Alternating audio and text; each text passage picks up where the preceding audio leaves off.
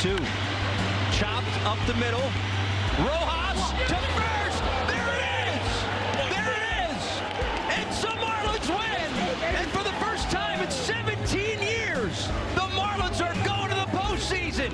Congrats, Marlins and Mattingly. It is the final weekend of the Major League Baseball's regular season, one that was cut short and played without fans because of the coronavirus pandemic. Well, mostly without fans. As Brook Silva-Braga found out, there's a small group of so-called Fandemics out there who go to great heights just for a glimpse of the game. Getting the ladders out. It can be hard at first to understand another person's passion. It's a lot of ladders. Sure is. When Major League Baseball announced they'd play without fans, Brett Mackman and Oscar Alvarado had other ideas. We were like, what's keeping us from coming to see our guys behind this fence? Did you know you'd be able to see them? Not in the beginning. The secret, they soon learned, That one's yours? Yeah, the green one's mine. was in their garage. You There can it get is. a little higher. There are some flagpoles, though, that are an We got issue. some flagpoles on the way. 4 feet up a ladder, way beyond the center field fence of Citizens Bank Park, they found baseball. You got the pitcher. You can see the both dugouts. And Okay, line drive to right, it looks like. Over the summer, the little group grew and took a name, the Fandemic Crew. Their goal was not only to see, who knew I'd be an air horn expert? but to be heard. That worked out too. In August, Yankee manager Aaron Boone complained the air horns were distracting his batters. We just kind of policed ourselves out here and saying, hey, next time when opposing batters come up, let's let them do their thing.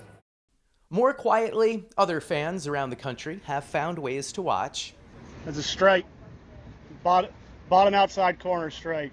Ken Holliday's apartment building boasts an amenity he couldn't pass up, a sightline onto Washington Nationals Park.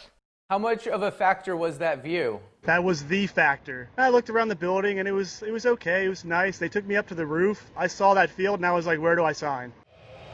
In Chicago, the famous Wrigley Rooftops reopened. David Boning!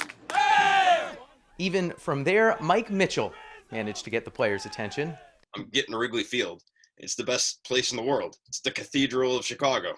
But in this strange season, few people were more motivated to find a view than Ryan Hart.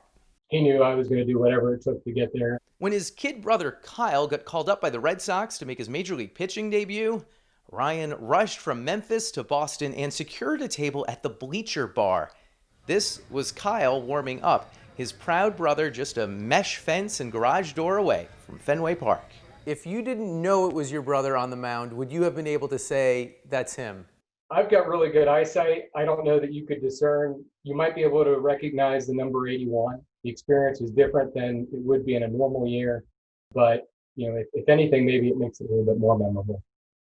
There's always been something romantic about sneaking a peek at baseball. My father took me up through the ladder in the skylight, and he said, here's something, Jack, that you can remember all your life. Jack Rooney's rooftop offered a one-of-a-kind view. It overlooked Shibe Park, home of the Philadelphia Athletics during their heyday in the late 1920s. Lou Gehrig hit one right through the transom above the door. The window that's right above the door. That little window above the door. To the team's dismay, those 20th Street roofs offered a better view than some seats in the stadium. And I said, you want to see the game for a quarter? And I pointed up to the rooftops, and to a couple of men there, they looked up and they said, yeah, let's go. Rooney is 97 now. The park is long gone. But his memoir, Bleachers in the Bedroom, recalls a time when even the stadium across the street didn't always lock its doors.